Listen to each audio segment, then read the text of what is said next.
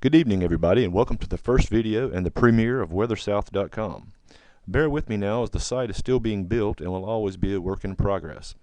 That said, let's talk a little bit about what's coming up.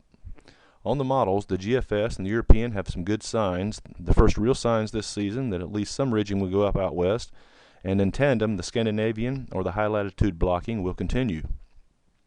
In the longer term, if we can get and keep those features, usually that puts the cold air into the eastern part of the country.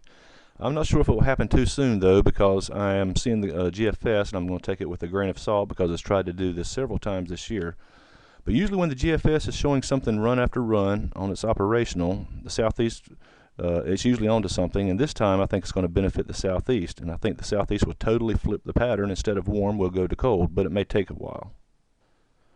The first system will probably be a cutoff, and we've already had a ton of these already this year. It depends on where the western ridge forms and its shape as to what happens downstream over the east. The big negative I'm seeing right now is the lack of the cold air that comes south next weekend, but there is some. It's pretty thin, and the GFS shows the possibility of strong damming. Check out the 1040 high near the lakes.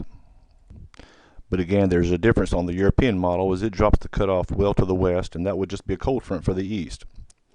I'm not sure either model has the system right, so I'm going to wait until later to make a call on what I think.